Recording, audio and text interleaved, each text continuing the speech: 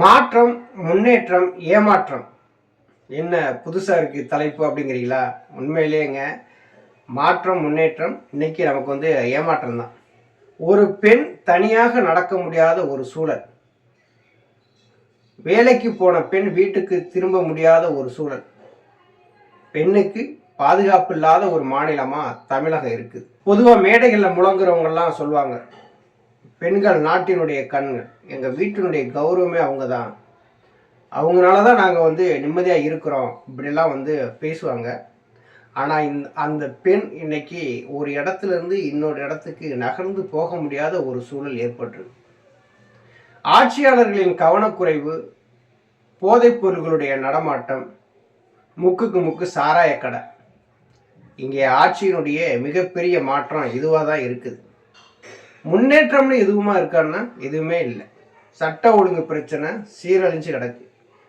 பெண்கள் மீது பாலியல் வன்கொடுமை தினந்தோறும் நடக்குது. இதையெல்லாம் கட்டுப்படுத்த அரசு தவறிடுச்சு. ஒரு மாணவி பரீட்சை எழுதிட்டு வீட்டுக்கு வருகிறா. கிராமம்னா எப்படிங்க இருக்கும்? கிராமம்னா எல்லா ஃபெசிலிட்டிஸ்லாம் இங்கே இருக்காது. அது கிராமங்களில் லெட்டின் பாத்ரூம் ஒரு சில வீடுகளில் இருக்கும். வசதி இல்லாதவங்கள்ட்ட எதுவுமே இல்லாமல் இருக்கும். கிராமம்னா எப்படி இருக்கும்? ஒரு வயக்காடு இதுகளோடு தான் இருக்கும். அந்த பள்ளி மாணவி ஒரு 10 மீட்டர் நடந்து போயிட்டு திரும்பி வீட்டுக்கு வர முடியாத ஒரு நிலை உருவாயிடுச்சு. இயற்கை உபாதையை கழிப்பதற்காக ஒரு 50 மீட்டர் கடந்து சென்று வீட்டுக்கு அவங்களால திரும்பி வர முடியல அந்த மாணவினால. பிள்ளைய காணுமேன்னு சொல்லி பதறி அடிச்சு போய் பெற்றோர்கள் காவல் நிலையம் போறாங்க. அங்கே அவங்களுக்கு கொடுக்கக்கூடிய மனு மறுக்கப்படுது. அதற்கடுத்து இது இங்கே பார்க்க முடியாதுங்க, நீங்கள் விளாத்திகுளம் மகளிர் காவல் நிலையம் போக அப்படிங்கிறாங்க. பெற்றோர்களை அசிங்கமாக பேசுகிறாங்க. புள்ள யாரையாவது கூட்டிட்டு ஓடி இருக்கும் அப்படிங்கிற மாதிரிலாம் பேசியிருக்கிறாங்க. மனவேதனையோடு இருந்திருக்கிறாங்க. பிள்ளைய காணமேன்னு சொல்லி அந்த புகாரை கொடுக்கும் போதே காவல்துறை ஒரு நடவடிக்கை எடுத்துருந்துச்சு அப்படின்னா அந்த பிள்ளைய உயிரோடவாவது காப்பாற்றிருக்க முடியும். அந்த மாணவியை தூக்கி கொண்டு போய் கூட்டு பாலியல் வன்கொடுமை செய்திருக்கிறாங்க, கொலை செஞ்சிருக்கிறாங்க. இப்படியெல்லாம் கூட்டு பாலியல் நடக்கும்போது அந்த மாணவியினுடைய மனசுல என்ன தோணி இருக்கும்? கொஞ்சம் யோசிச்சு பாருங்களேன். நம்ம அப்பா காப்பாற்றிட மாட்டாங்களா? அம்மா காப்பாற்றிட மாட்டாங்களா?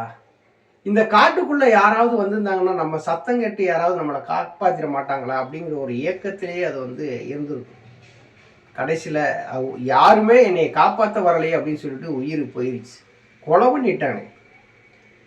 காவல்துறை பெற்றோர்கள் கொடுத்த அந்த புகார் மீது ஒரு நடவடிக்கை எடுத்திருந்தாங்க அப்படின்னா அந்த மாணவி உயிரோட வந்திருக்கும், உயிரை காப்பாற்றிருப்பாங்க. ஆனால் இது யார் மீது தவறு?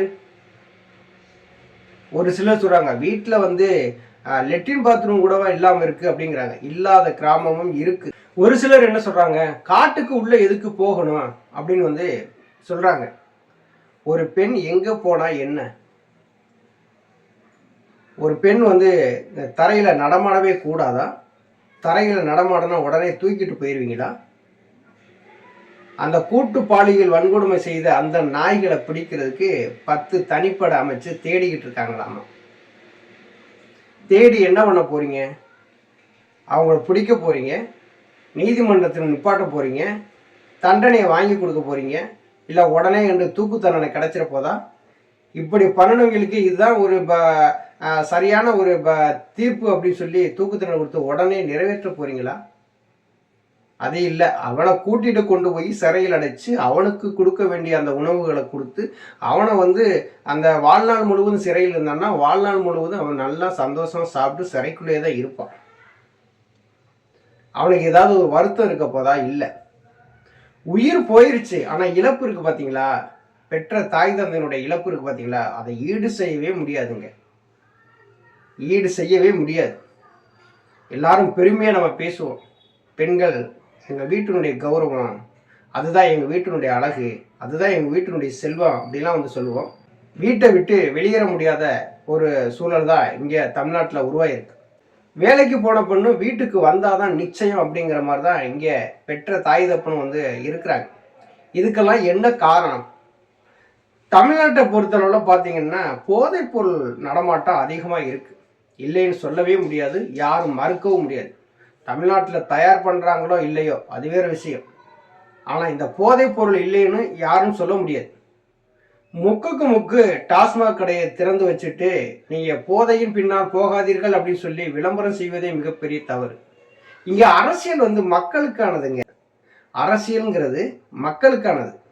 அந்த மக்களுக்கு தேவையான அவங்களுடைய வாழ்வியலுக்கு தேவையான ஒரு அரசியல் இங்கே நடக்குதா அப்படின்னா கிடையவே கிடையாது. ஒருத்தருக்கு ஒருத்தர் சண்டை போட்டு இவனை விட நான் மிஞ்சணும், அடுத்து நம்ம ஆட்சி அமைக்கணும் அப்படிங்கிற ஒரு என்னோட ஓட்டத்திலேயே தான் அவங்க பயணிக்கிறாங்க தவிர மக்களுக்கு தேவையான அடிப்படை வசதிகளை செஞ்சு கொடுக்குறாங்களான்னா அதுவும் இல்லை. அதுவும் திமுக ஆட்சி அப்படின்னாலே பார்த்தீங்கன்னா பெண்களுக்கு பாதுகாப்பு இல்லாமல் தான் இருக்குது. எல்லா இடங்கள்லையும் அப்படிதாங்க. மதுராந்தகத்தில் தொடங்கி, கள்ளக்குறிச்சியில் தொடங்கி, இங்கே கோவையில் தொடங்கி, இன்னைக்கு விளாத்திகுளம் வேடநத்தம் வரைக்குமே பெண்களுக்கு பாதுகாப்பு இல்லாத ஒரு மாநிலமாக இன்னைக்கு இருக்குது. வெளியில வீரவசனம் பேசுறான், பெண்களை போற்றுறான், வணங்குறான். ஆனா பொது வெளியில பெண்கள் நடமாட முடியுதான்னா சுத்தமா இல்லை, நடமாடவே முடியலை. ஒவ்வொரு நாளும் அவர்கள் பேருந்துல பயணம் பண்ணும் போதும், ட்ரெயின்ல பயணம் பண்ணும் போதும், நடந்து போகும்போதும், அதை ஆபீஸ்ல அவங்க வேலை செய்யும் போதும் எவ்வளவு இன்னல்களை சந்திக்கிறாங்க அப்படின்னு சொல்லி நமக்கு கண்கூடா பார்க்குறோம். பத்திரிகை செய்திகள் தினந்தோறும் வெளியாகிக்கிட்டே தான் இருக்கு. இப்படி இந்த பாலியல் வன்கொடுமைகளுக்கெல்லாம் காரணமாக இருக்கக்கூடிய முக்கியமான ஒன்று என்ன அப்படின்னா போதைப்பொருள் தான். இன்னைக்கு டாஸ்மாக் கடை எந்த இடத்துல இல்லை, முக்குக்கு முக்கு டாஸ்மாக் கடை இருக்கு, திறந்திருக்கு. 2021 சட்டசபை தேர்தலின் போது கனிமொழி அவர்கள் சொன்னது, நாங்கள் ஆட்சிக்கு வந்தோடனே முதலாக நாங்கள் டாஸ்மாக் கடையை தான் இழுத்து மூடுவோம், தமிழ்நாட்டில் இளம் பெண் விதவைகள் அதிகமாகிட்டாங்க அப்படின்னாங்க. ஒரு கடை கூட மூட கிடையாது. திமுக ஆட்சிக்கு வந்துருச்சு, 5 வருஷம் முடிய போகுது, அடுத்த எலெக்ஷன் வரப்போகுது, இன்னும் ஒரு டாஸ்மாக் கடை கூட மூடினது கிடையாது. கேட்டால் பெண்ணியம் பற்றி பேசுவாங்க. இன்னைக்கு பெண்கள் வாழ தகுதியற்ற ஒரு மாநிலமாக தமிழகம் இருக்குது. நீங்கள் டெய்லி நியூஸ் பேப்பரை பார்த்தாலே தெரியும், கொலை, கொள்ளை, பாலியல் வன்கொடுமைகள் தொடர்ந்து நடக்குது. இந்த செய்தி இல்லாத நியூஸ் பேப்பர் எதுவுமே கிடையாது. இன்னைக்கு ஆட்சியாளர்கள் தான் புரிஞ்சு செயல்படணும். இப்போ திமுக ஆட்சியில் இருக்காங்க அப்படின்னா பெண்களுக்கு எந்த விதமான பாதுகாப்பை கொடுக்கணும் அப்படிங்கிறதான் அவங்க செயல்படணுமே தவிர, ஒரு தவறு நடந்த பின்னாடி ஆறுதல் சொல்றதுதான் ஒரு ஆட்சியினுடைய கடமையா? தவறு நடக்கிறதுக்கு முன்னாடியே இந்த மாதிரியான தவறுகள்லாம் நடக்கும், இதையெல்லாம் நம்ம கட்டுப்படுத்தணும்னு சொல்லிட்டு முன்கூட்டியே முன்னெச்சரிக்கை நடவடிக்கை அப்படிம்பாங்கல்ல, அது மாதிரி தமிழகத்தை பொறுத்தளவில் பெண்களை பாதுகாப்பதற்காக ஒரு முன்னெச்சரிக்கை நடவடிக்கை எடுக்கணும். அதற்கு முதல்ல டாஸ்மாக் கடையை மூடணும். மது இல்லா மாநிலமாக தமிழகம் இருந்ததுன்னா கண்டிப்பாக பெண்கள் ஒரு சுதந்திரமாக அவங்க அவங்களுடைய தன்மானத்தோடு அவங்களுடைய பொருளாதாரத்தை ஈட்டி அவங்களுடைய வாழ்க்கையினுடைய தரத்தை மேம்படுத்துவாங்க. இங்கே டாஸ்மாக் இருக்கிறதுனால போதையில் தத்தளிக்குது இன்னைக்கு தமிழகம்.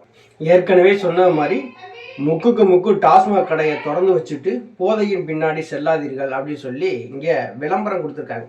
இது செய்தி அரசியலா, விளம்பர அரசியலா மட்டும்தான் இங்கே இருக்க தவிர மக்களுக்கான அரசியலா இங்கே இருக்குதா அப்படின்னா இல்லை. திமுக அரசு முழுக்க முழுக்க இதை விளம்பரத்துக்காக அரசியல் பண்ணிட்டு இருக்காங்களே தவிர மக்களுக்கான அரசியல் பண்ண கிடையாது. இன்னைக்கு வேடநத்தத்தில் அந்த மாணவி கூட்டு பாலியல் வன்கொடுமை நடந்து இறந்த பின்னாடி 2 நாள் கழித்து இன்னைக்கு கனிமொழி எம்பி அவர்கள் அங்கே போகிறாங்க. அங்கே இருக்கக்கூடிய மக்கள்லாம் கனிமொழி மீது கோபப்பட்டு விரக்தி அடைந்து இங்கே வராதிங்கன்னு சொல்லிற அளவுக்கு இன்னைக்கு ஆட்சி நடக்குது. அப்படின்னா திமுக ஆட்சி என்ன நல்ல ஆட்சியா? மக்கள் புரிந்து கொண்டா சரிதான். நன்றி, வணக்கம்.